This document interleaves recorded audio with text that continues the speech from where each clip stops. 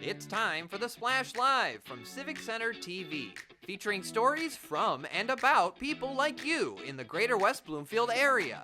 Simulcast on cable, 89.3 Lakes FM, social media, and the web. Now live from Green Media Center on Walnut Lake Road, it's the Splash Live. Live, local, social, it's the Splash Live on Civic Center TV and 89.3 Lakes FM. I'm your host, Jake Sheff, going over all of the biggest news and events from right here in Greater West Bloomfield. Of course, the biggest story we're talking about right now is the major winter storm that is going to be making its way to Michigan very, very soon. Southeast, western, and northern Michigan are all under a winter weather advisory from Wednesday afternoon to Thursday morning. We can expect anywhere from 5 to 12 inches of snow in southeastern Michigan, with Detroit predicted to receive as much as 5 to 9 inches. And of course, the entire community is going to be working very, very hard to make sure things are very easy to navigate all throughout Greater West Bloomfield, including Keego Harbor Public Works, who is hard at work right now. And joining us live right with Keego Harbor Public Works, we have our very own Kevin McIntosh out on the scene. Kevin, what's going on? Thank you, Jake. Yes, I am live and outside right now at the Keego Harbor DPW Salt and Snow Truck Garage, where the crews are gearing up for these back-to-back snowstorms that are set to hit the Greater West Bloomfield area very, very soon. Now, we recently reached out to DPW foreman, who was very, very busy at the time, obviously getting prepared with the trucks and his crews, was not able to speak with us at the time, but he did share on Facebook that plows will be out around the clock during these snowstorms, making multiple rounds over the next few days to make sure they keep these roads clear and safe. Now, he did remind residents that it's going to take time to get through every single street. So if you don't see the snow and salt trucks immediately, just know that they will be working their way around, and they're still working to get everything cleared. Now, with more snow on the way through the week and the weekend, DPW teams are stocked with salt and ready to tackle the storm head on. So they're just reminding everyone, please stay safe, drive cautiously. And we want to thank DPW and DPW foreman Doug Walden, 30 years committed as a resident here at Keego Harbor, for making our roads safe and clear. Live and outside DPW garage, Kevin McIntosh. Back to you in that warm room temperature studio, Jake. Thank you, Kevin. I want you to get warm too. Thank you so much for everything. Get inside, get warm, and stay safe just as much as everyone else should be staying safe as this winter storm is going to be making its way right here to Michigan.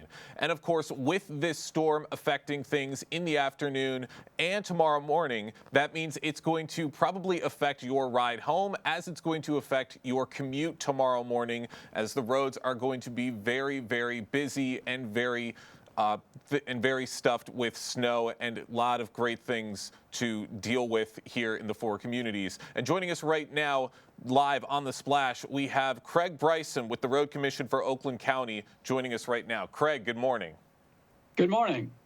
Glad to have you with us. Really important to have you with us to get this information out about this major snowstorm making its way to Michigan. What are some of the biggest concerns that you're seeing with this high amount of snowfall? Well, it's not only the volume of the snow, it's the consistency of the snow. It's also the duration. We've got this storm, then we'll have about a day break, and then we've got more snow coming on Saturday. So we've got multiple days worth of work here, and it'll take us at least a couple days to clean up at least the initial snowfall. So lots of concerns with this one. I know. Michigan weather continuing to wreak havoc all across the state. What are some of the things that the Road Commission right now is watching out for, not just for today, but for these upcoming snowstorms that will also be affecting us this weekend? Well, one of the concerns is the threat that this could start out, or part of it could contain freezing rain as well as snow. That's obviously a real challenge. Leads to a lot more icing, and we're concerned about that. The freezing rain can wash our salt off the roads, and then lead to refreeze when the temperatures drop again. So that's a big challenge. The intensity of the snow, the forecast is saying we could have snowfall rates of about half an inch an hour or up to 3/4 of an inch an hour. If we get that kind of snow rate, the roads will be snow covered. We'll be out with all of our equipment. But at that rate, there's no way we can keep up with it. And people just need to know that there will be times when the roads are snow covered during the storm event itself. My goodness, doesn't sound like a lot of great things are in the forecast right now. Would you say that this might be the biggest storm we've had so far this winter here in Michigan? Absolutely. It looks like it certainly could. If it turns out to be what the forecast is saying, it will certainly be the biggest one so far this winter season. Well, you guys are doing everything you can to prepare right now, and I know you're going to be doing a lot of hard work tomorrow once the snowstorm is over to make sure that these roads are clean for when people are starting their commute to work. What are some of the major roads that you guys are probably going to be hitting first? Right. So our priority system is the roads with the most traffic moving at the highest speeds.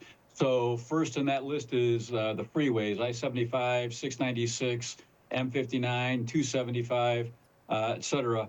And those are the highest priority. Then we move to the major surface streets, which include roads like Orchard Lake Road, 12 Mile Road, outside of your area, Southfield Road, Big Beaver Road, many of the major mile roads. Those are the highest priorities.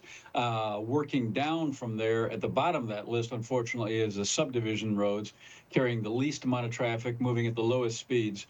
And we want to ask people to please be patient. We will get into the subdivisions, but it'll probably be at least a couple of days till we get things cleaned up. And depending on how much more snow we get on Saturday, it could be after that before we start to really get into the subdivisions if we get as much snow as they're projecting. That's absolutely right. And for when people are making their commutes to work tomorrow or throughout the rest of the week, what are some very important things that they need to remember if there are some backups and a lot of traffic to deal with on the roads right now? Yeah, first and foremost, give yourself extra time. Plan to go slower than usual. If it's snowing as hard as they say, the morning rush hour in particular tomorrow could be messy. The afternoon rush hour today could be messy. And once rush hour starts, our trucks can't get through the traffic any faster than anybody else. And so we often see this 2-hour block or so where the roads, even if they've been cleaned before that, become snow covered again because we can't get through the rush hour traffic. Rest assured, we are out and we're doing everything we can. And as soon as the rush hour traffic clears, we'll be able to make good progress again. But again, it could be very slow going during the rush hour periods.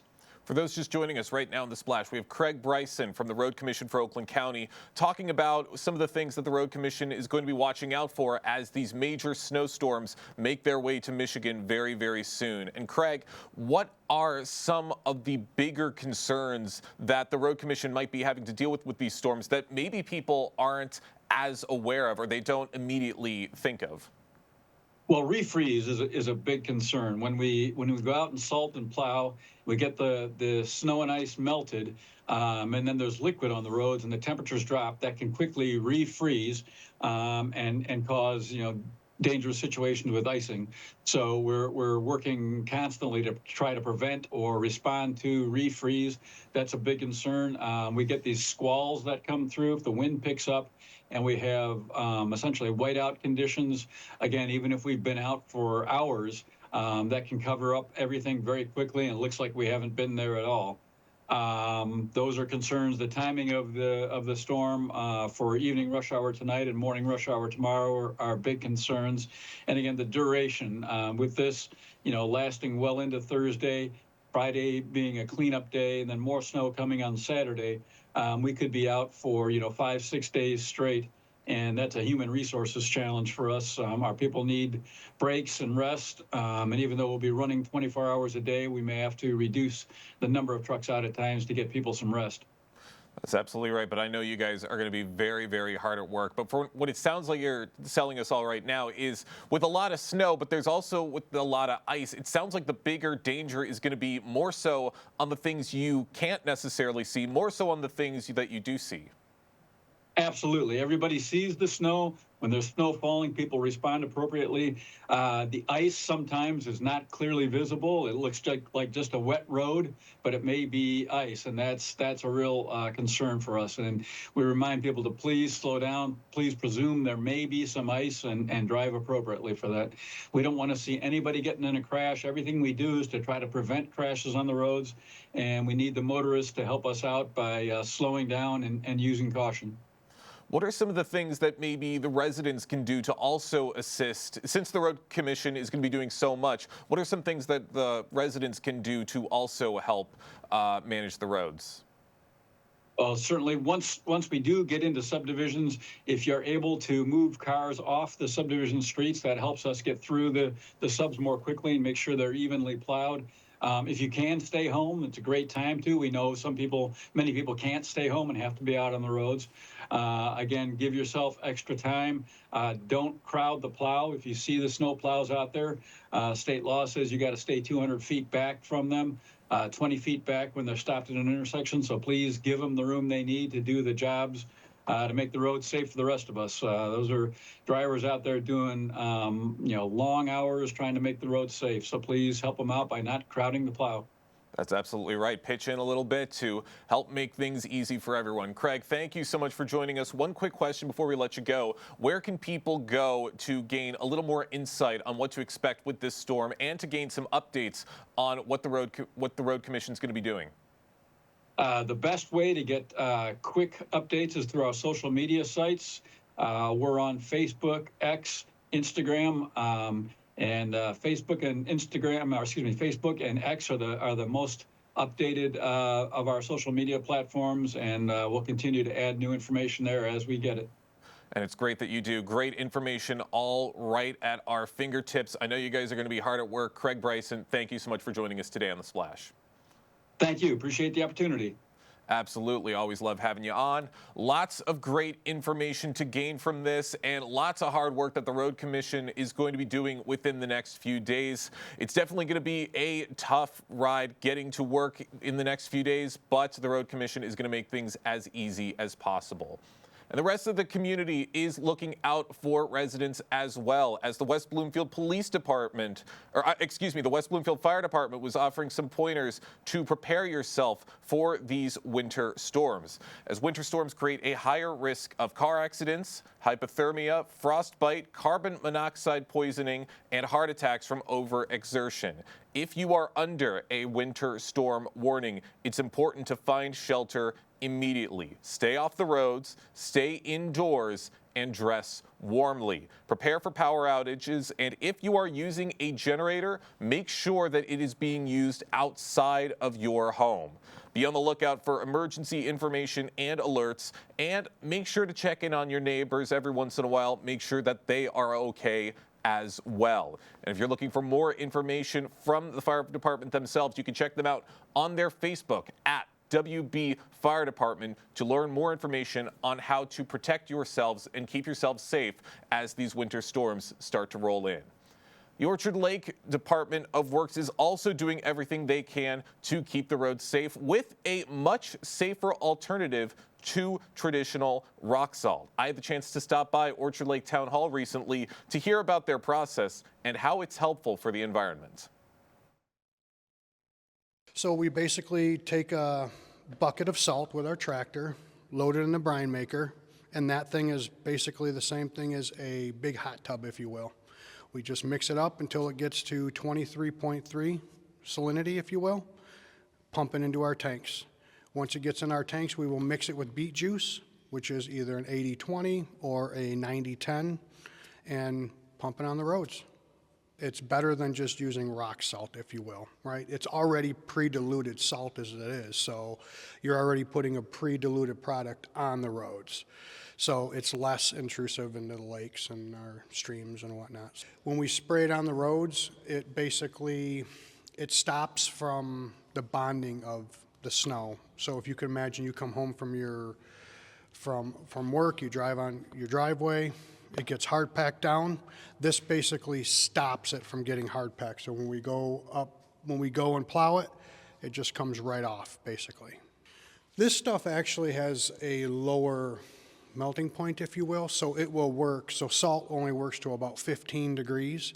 This stuff we can actually, like last week I used it at -2, and it actually was melting snow without a problem. Where most other communities, their roads were all snow covered, ours were wet at -2 degrees.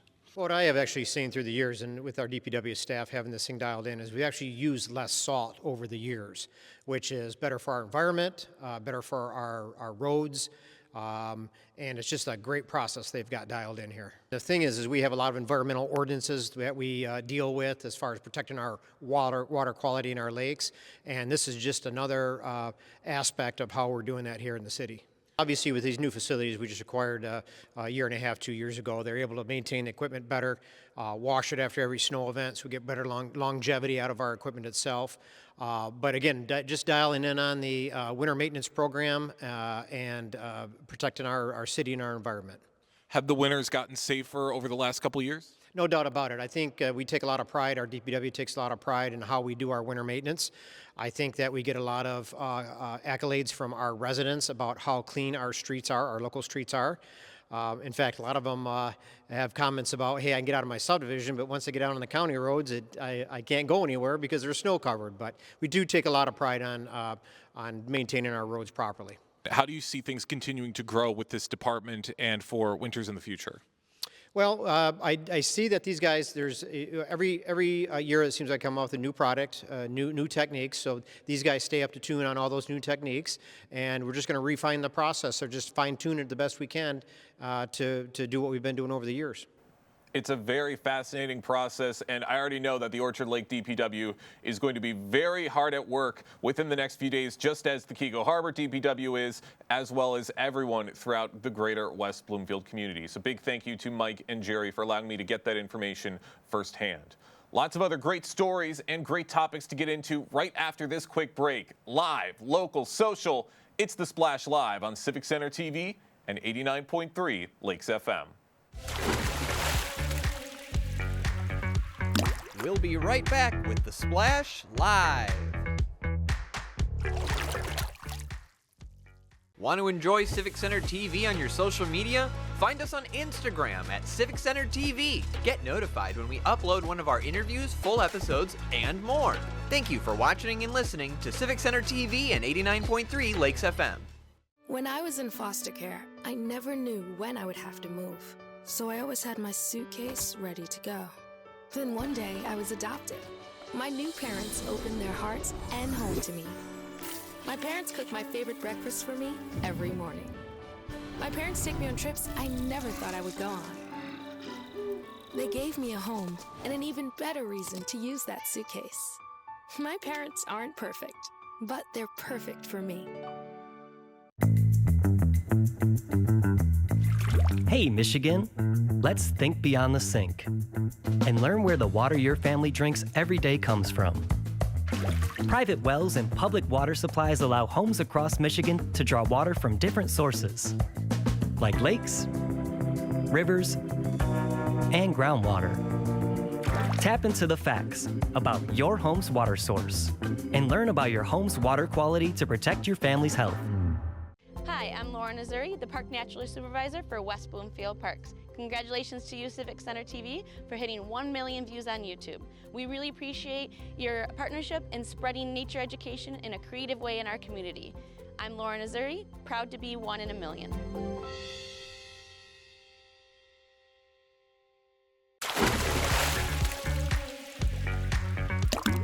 And now, back to The Splash Live. Live, local, social, it's The Splash Live on Civic Center TV and 89.3 Lakes FM. I'm your host, Jake Schaff, going over all of the biggest news and events from right here in greater West Bloomfield. Work is being done every single day to make greater West Bloomfield that much better. And all that's being done by talking to our residents and understanding what they want to see from the city. And that is exactly what McKenna has been doing to understand what the residents want and using that to help put together their master plan for the city of West Bloomfield. Joining us right now on The Splash, we have the Senior Principal Planner for McKenna, Brian Kesey, joining us right now. Brian, good morning. Good morning, Jake. Thanks for having me. Absolutely. Glad to have you with us and interested to get into this conversation. What can you tell us about what this master plan is? What is the master plan and why is it necessary?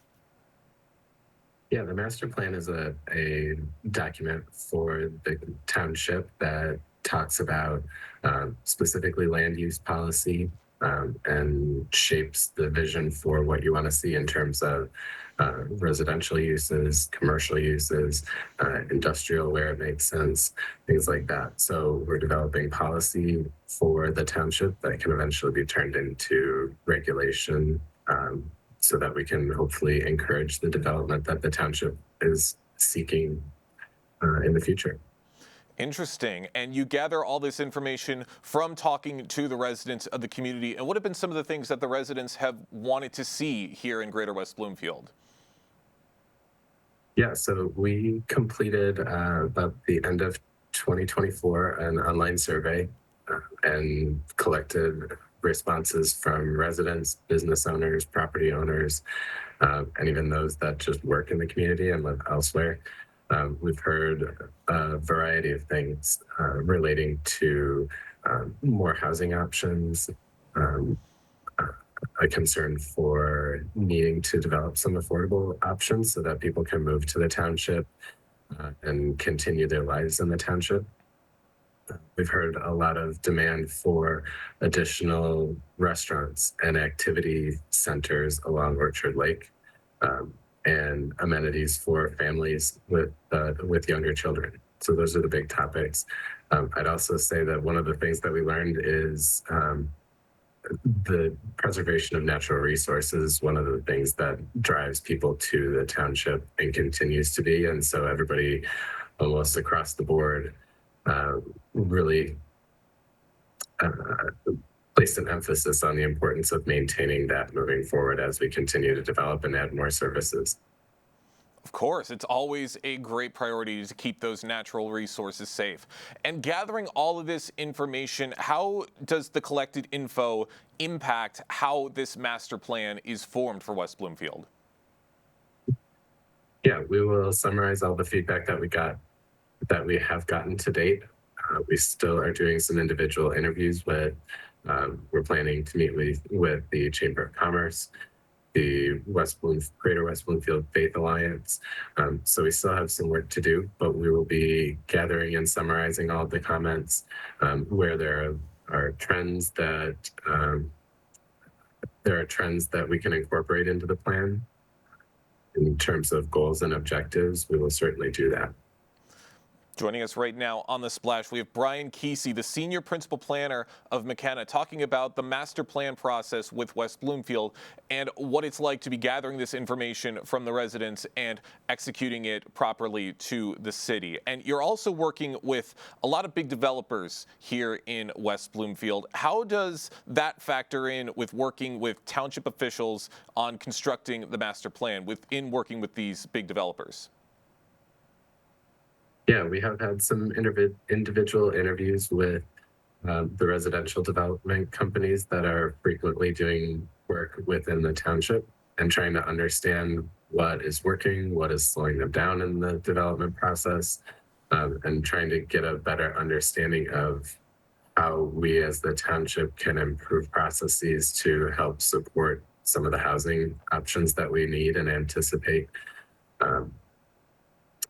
And working with them to communicate some of the amenities that the township, the boards and planning commission expect when those projects come before the township for approval. And in working with some of these big developers like Apex Apartments and Town Court Apartments on Orchard Lake Road, what might that lead to that we see in the future for developments? Those projects that are already completed are good models for the amenities that we hope to see in that particular area, especially along Orchard Lake. The township already includes some requirements for points of interest, things like public art, benches, pedestrian amenities, things like that, that we anticipate we anticipate those to be incorporated into additional developments as they come online.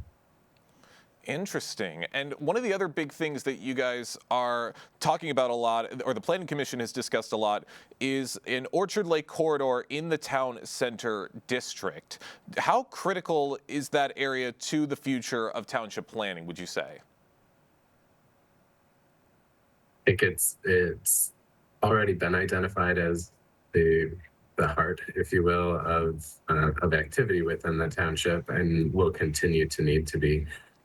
We've spoken with the Planning Commission, and several of those commissioners felt it very important for us to develop some activity nodes along that corridor to encourage people within the township and even outside of the township to come visit and spend time.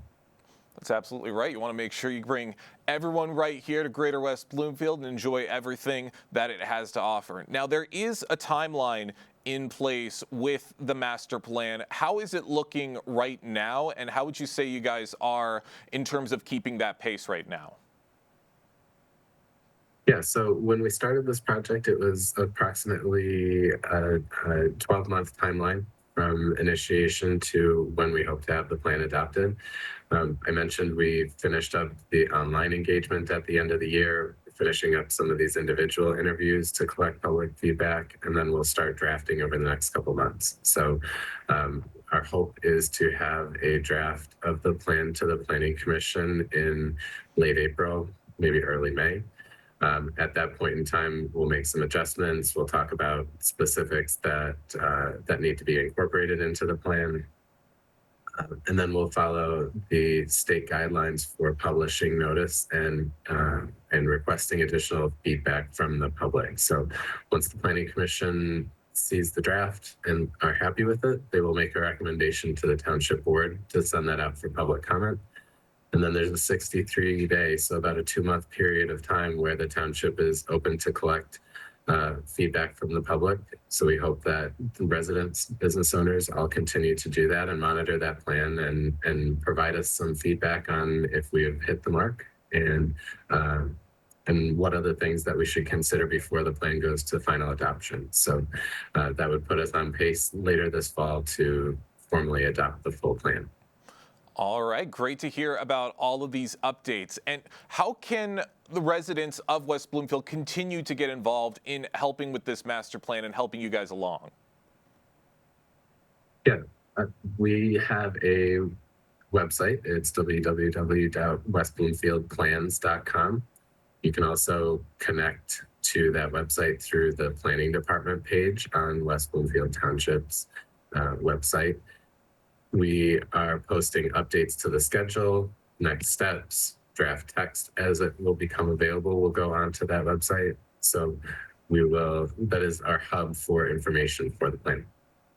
All right, great information to have out there. Brian, any additional information you could provide for us before we let you go?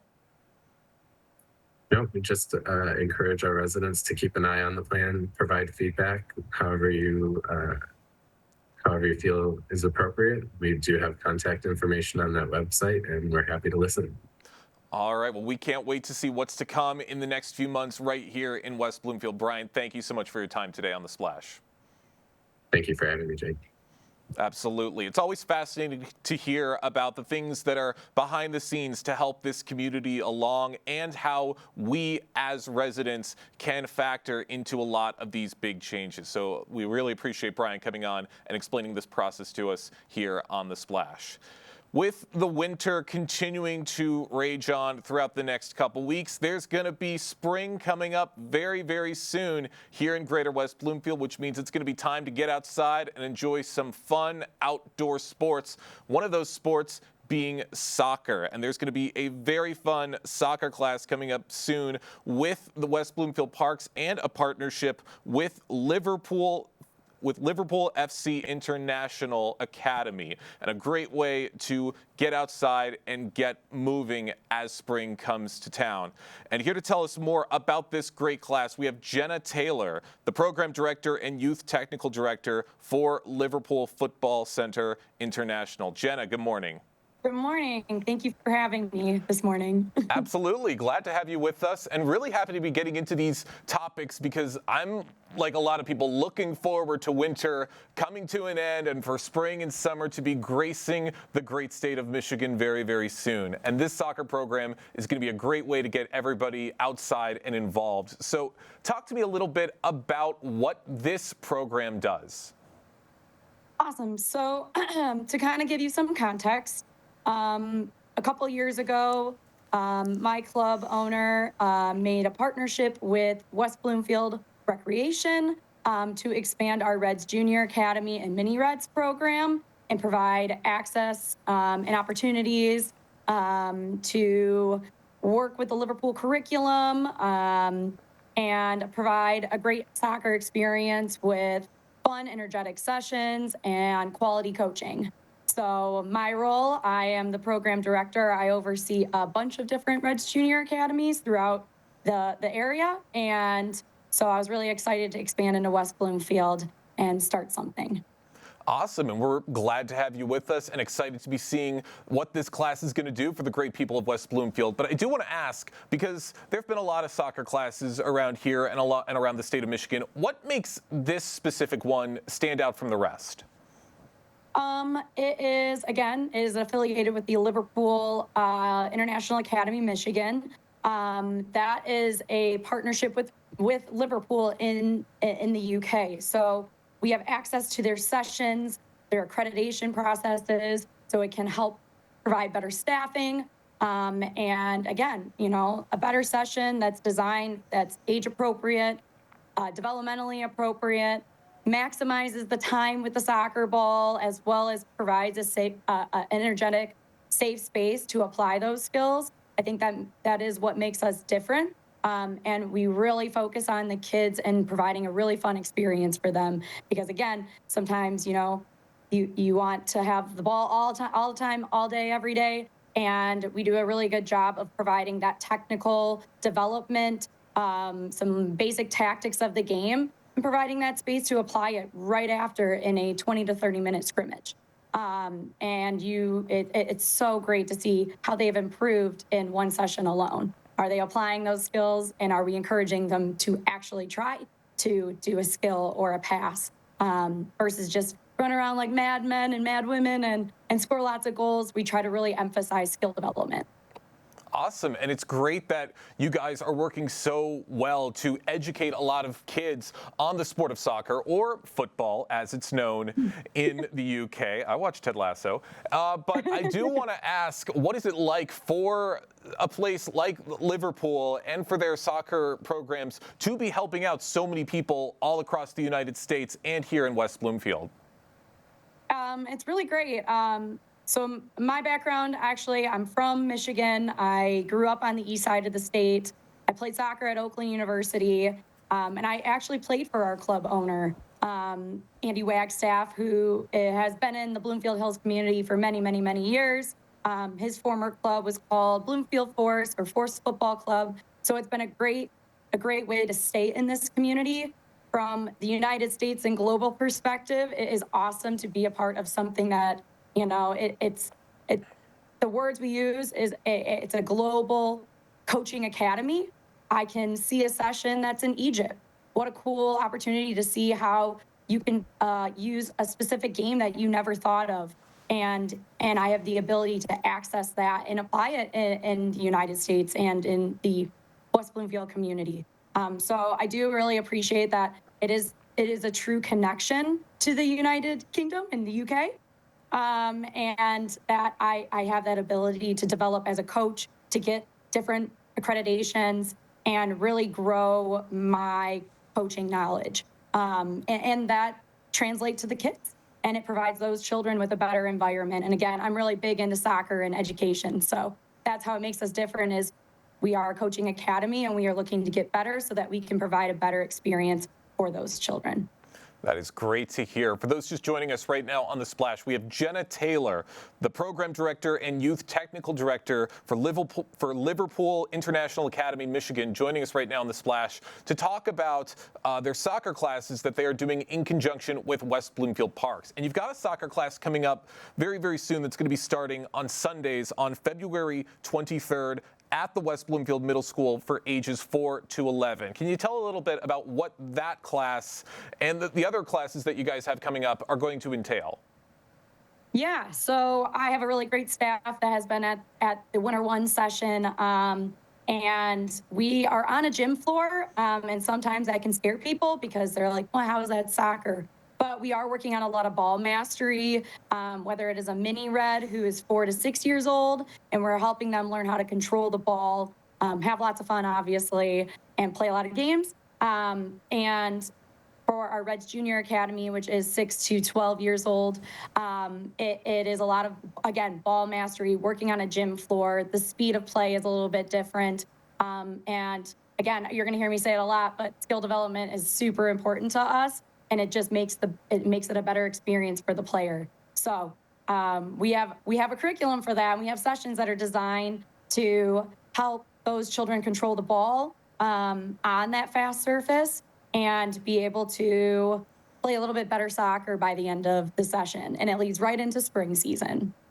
Great. That's always what you want to see. And what is some information you can provide to some parents or some kids who might be watching right now looking to get involved with this program and to play the sport for themselves?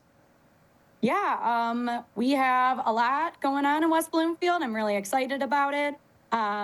Again, we have our Winter 3 session through West Bloomfield Recreation. So it's really simple. You go to your West Bloomfield Recreation website, you type in Liverpool, and you can see our Winter 2 spring program is live, and you can stay tuned for some summer camps that we will be providing in the area. So lots of soccer in West Bloomfield is coming. And before you know it, the fall comes around. It's crazy. That's right. We are really working all year round. Time goes very, very quickly, and it's great to see everything that you do. And you're absolutely right, because along with the winter class I just mentioned, there's also going to be a spring class that's going to be from April 12th to May 31st. That one will be taking place at Drake Sports Park. So that one's probably going to be moving outside as opposed to the inside classes at the middle school. And you touched on this a little bit, but what's the big difference from indoor soccer and outdoor soccer? Me personally, that I enjoy the sunshine so much. So that warm feeling of being out on the field and, the smell of the grass is so nice. At my club that I work at, we are a full year club program.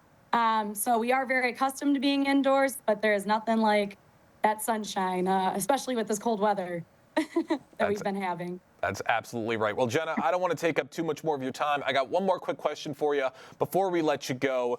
Where can people go to gain a little more information about your club and about the classes that you guys have to offer? Yeah, so for the West Bloomfield Recreation program, I would go to the main website, type in Liverpool, and that is how you will find our program. It's called the Mini Reds program, Reds Junior Academy program. And if you are to type in Liverpool International Academy, Michigan, I am at the central site, which is Bloomfield Hills, Oakland County area. You can also type my name in probably, and you'll find me. I'm a jack of all trades at our club. I do our camps, our programs, and I coach young girl teams. So 3 ways to find us. Type in Liverpool and find us in Bloomfield, West Bloomfield. Lots of great ways to get informed. Jenna, we thank you so much for your time and joining us right now on The Splash today. No, thank you for the opportunity, and we're looking forward to the Winter 2 session. Glad to have you with us, Jenna. That's going to be so much fun for all of the kids here in West Bloomfield as the snow is eventually going to melt and everyone can get outside and start to enjoy that warm spring and summer air. But that's going to be great to expect from West Bloomfield Parks. February is American Heart Month, and with heart disease being the leading cause of death in the U.S., but impacting some communities disproportionately, efforts are being done every single day to help educate heart health in the community. And there's a local West Bloomfield student who is doing just that and was recently nominated by by the American Heart Association as one of their 2025 Teen Impact nominees. That student is joining us right now on The Splash, Matilda Edvardson from West Bloomfield High School. Glad to have you with us. Nice to see you. Really happy to be getting into this conversation. First of all, congratulations on your nomination. What is it like to be recognized by the American Heart Association in this way? Yeah, so it's a really great honor because with my work with WB Has Heart, I have been striving to raise awareness about sudden cardiac arrest in my local community through CPR training events, AED awareness, and our most recent student heart check event at West Bloomfield High School. So now that I get to bring it further with the American Heart Association, I'm so thrilled, and I can't wait to even make a bigger impact and raise money for the American Heart Association and spread awareness even more. Well, it's amazing to hear of all of the great accomplishments that have already come your way with West Bloomfield Has a Heart, which is your organization that is helping to prioritize and educate a lot of people about heart health here in Greater West Bloomfield. And you've been doing a lot of great stuff throughout this month of February to continue your mission. What have you guys been working on to promote heart health this month so far? Well, so on February 1st, we kicked it off with our student heart checks at West Bloomfield High School, where we had around 350 students come and get their heart checked by cardiologists. And so they got an EKG, an echocardiogram, blood pressure check, and they got CPR trained. So that really helped to identify students with any heart issues that they were unaware of. And because the Teen of Impact just began February 7th, I'm working with my HOSA chapter to find ways to raise money and spread awareness. So we are figuring that all out soon. And go into a little bit about the importance of the CPR training that you guys were offering, because I'd imagine that it's a little more complicated than what you typically see in CPR training as it's sometimes portrayed in the media. Mm-hmm. Yeah, definitely. So yeah, CPR training is really crucial because if sudden cardiac arrest ever happens, you don't know what to do and you might panic. And having that further training, that can really make sure that lives are saved. And it's honestly easier than it seems. When you get a little bit of education on it, it can really go a long way.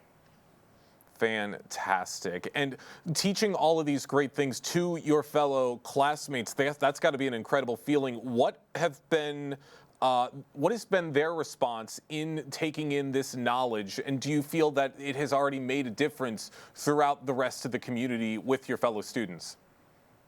Honestly, I think it has made a big impact because prior to West Bloomfield Has Heart, many students were unaware of the dangers of sudden cardiac arrest and didn't really know the difference between sudden cardiac arrest and a heart attack and how it can honestly impact students because it's mainly thought that it impacts older people. So I've heard great things from students, and there's been a talk around the school, and I think that is really important because it gets people thinking about the importance of educating themselves. For those just joining us right now in The Splash, we have Matilda Edvardson, a West Bloomfield High School student who was just recently nominated by the American Heart Association as one of their 2025 Teen Impact nominees for all of her great work in educating the general community about heart health. And I want to get into talking about all of these great things that you're doing for the community, but what has been the community's response to everything that you've been doing from maybe some of the West Bloomfield officials? Yeah, so we've had great responses. We've had the fire department helping with our CPR training and promoting our events. We've had the West Bloomfield Youth Assistants give grants and promote us even more on social media. And members in the community have bought on our t-shirts to spread our logo around and educate people on what WB Has Heart is and our mission. And I think we've reached many community members, not just in the school, but beyond that. And I think that's really inspiring. That is great. And with this being American Heart Month, there's always things that people can be educated on that maybe they weren't typically aware of when it comes to heart health. What are some factors for heart disease that maybe people might not be typically aware of? Yeah, so honestly, having a heart disease, like, you might not know because you might not have family history. It's not always because of family history, and there's a bunch of different things that can be going wrong in your heart that people aren't aware of. It could be a heart valve, it could be anything like that. And that's really why getting a heart check and educating yourself on what to do if sudden cardiac arrest happens to one of your loved ones is really important. So getting a heart check, you are aware that there's nothing wrong with your heart, because heart checks, they're not part of yearly physicals. So having a heart check event at our high school is really important, so students ages 13 to 18 can come and make sure their heart is healthy.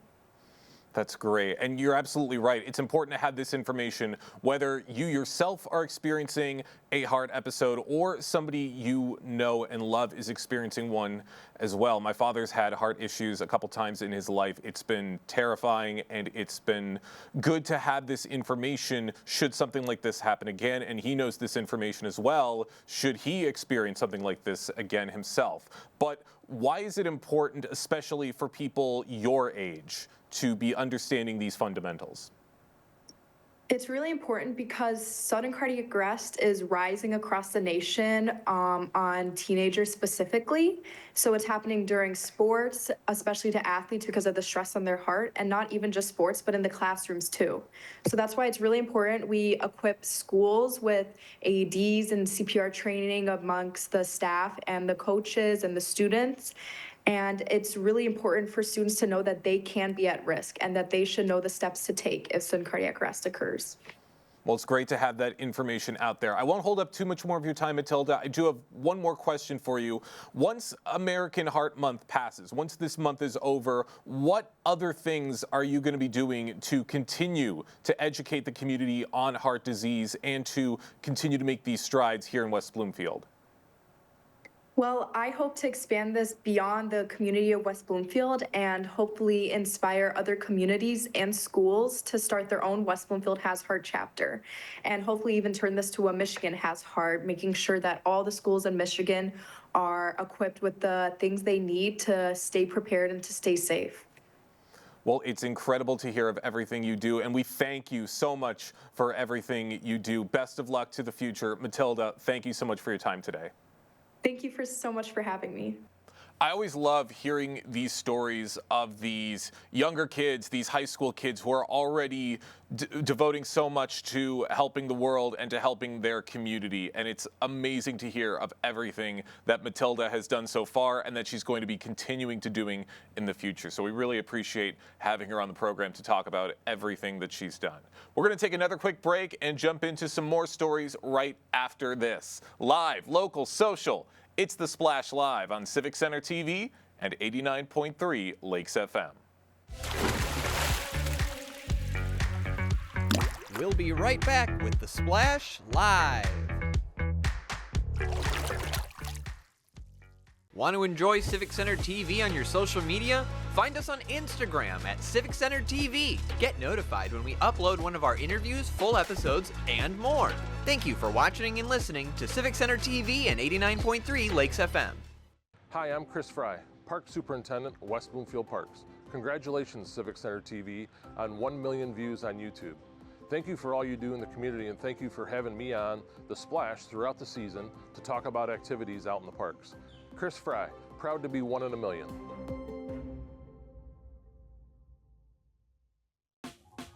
Last week, Brandon met a girl on a dating app. One day after work, he finally found the courage to ask her out. No answer. He started to panic. Was he being too pushy? Maybe it was too... Hey, sorry I didn't respond. I was driving. I would love to go on a date. How does tonight sound? Brandon tried to play it cool, but inside he knew. A girl so smart, so responsible. She must be a keeper.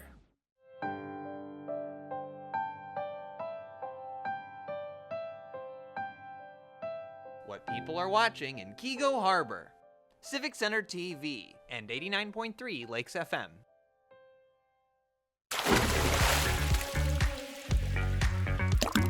And now, back to The Splash, live. Live, local, social, it's The Splash Live on Civic Center TV and 89.3 Lakes FM. I'm your host, Jake Schaff, going over all of the biggest news and events from right here in Greater West Bloomfield.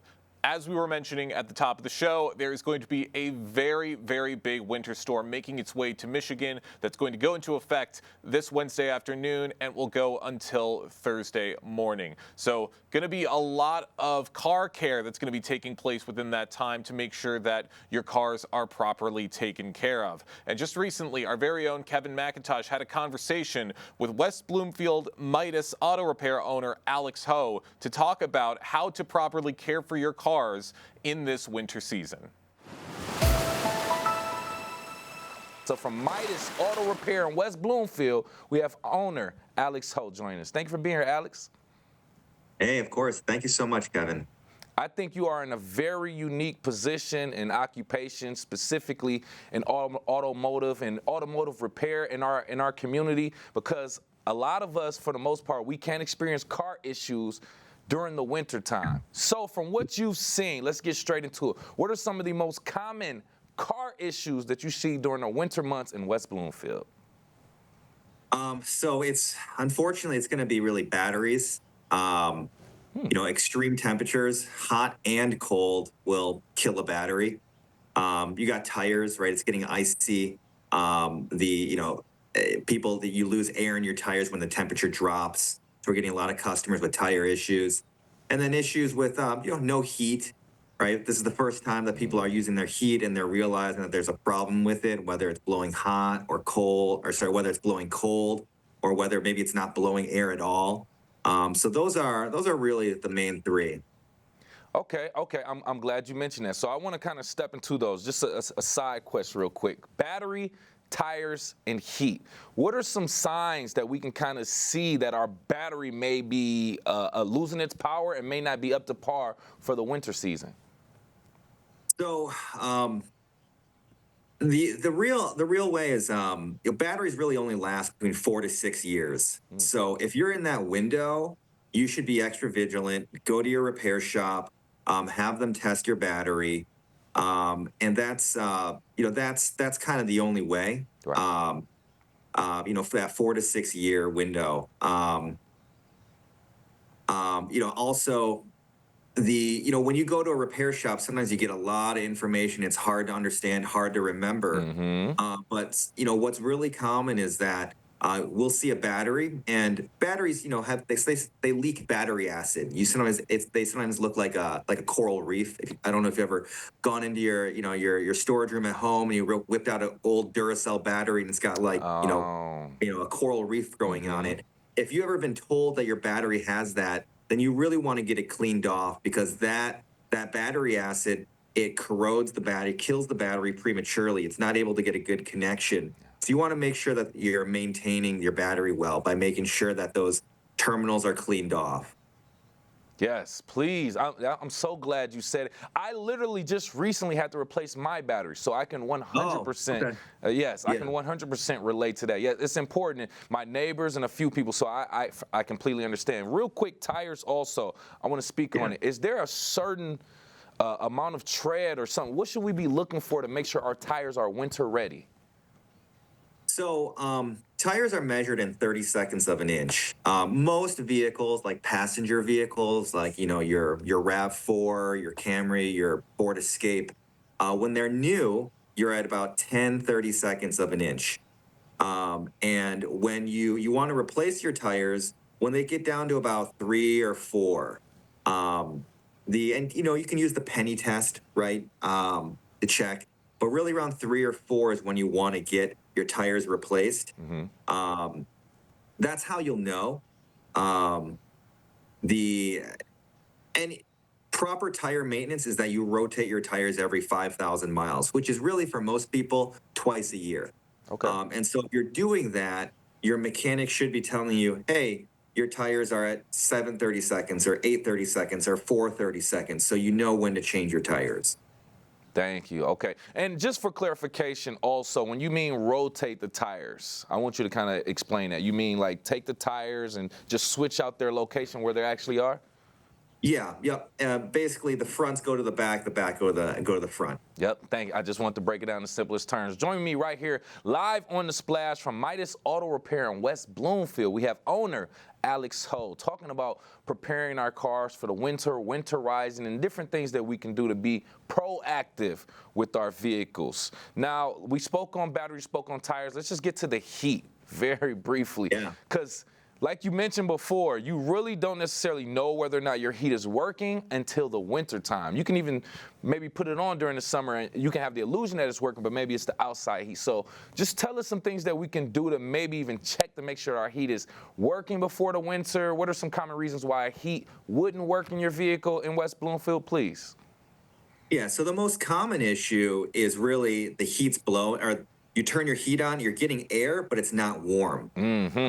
That's really, or it's coming out and it's just not powerful. It's not as warm as it should be. That's really nine times out of 10, that's related to the coolant, which is a fluid in your vehicle. Most vehicles have 5 major fluids, right? You got engine oil, power steering, transmission, and gasoline. Coolant is one of the major ones. And even though the name says cool in it, coolant is what's actually converted to turn into heat in your vehicle. All the science behind your engine, the coolant is really the blood of your heat.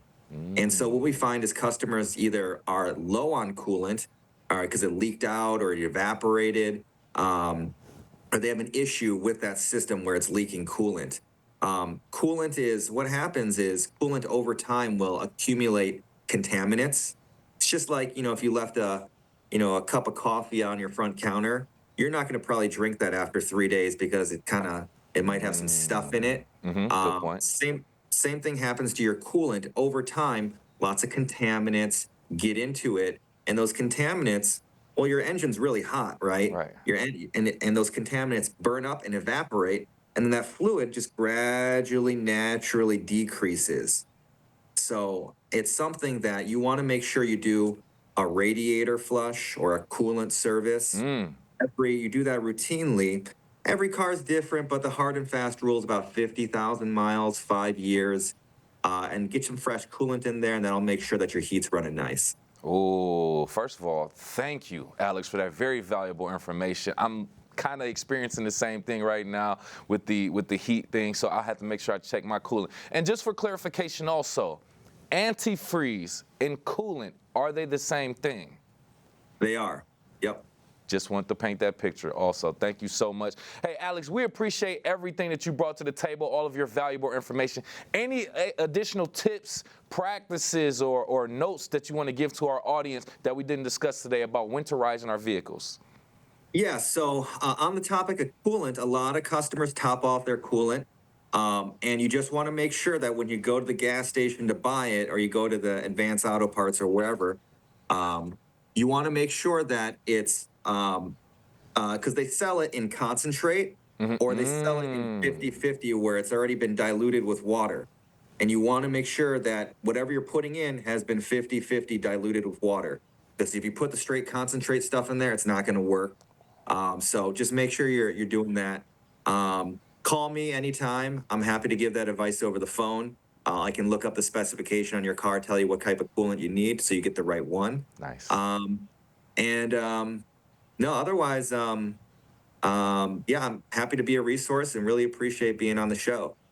And we appreciate you too, Alex. Thank you again for serving our West Bloomfield community, our drivers alike, and making sure that we are all safe. Once again, from Midas Auto Repair in West Bloomfield, owner Alex Ho. Appreciate you, sir.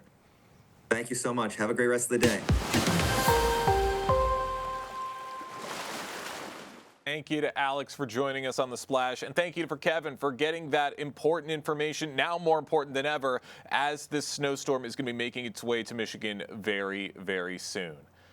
But the winter can't stop the West Bloomfield seniors from having a great time at West Bloomfield Connect as Mardi Gras made its way to Parks Connect Senior Center for an early celebration of Fat Tuesday. fun games, tasty treats, and as always, a lot of good company and smiles. You can see some of the photos right now on our screen if you are watching on civiccentertv.com, but all smiles, all great times to be had with West Bloomfield Connect Senior Center. You're invited to join the fun at Connect. Just visit wbparks.org or learn about more activities on their Facebook page at WB Parks to learn how you can get involved and how you can join in on the fun right here in Greater West Bloomfield. But that is going to do it for us today on our show, getting all that important information out here to prepare yourselves for that snowstorm. I've been your host, Jake Schaff.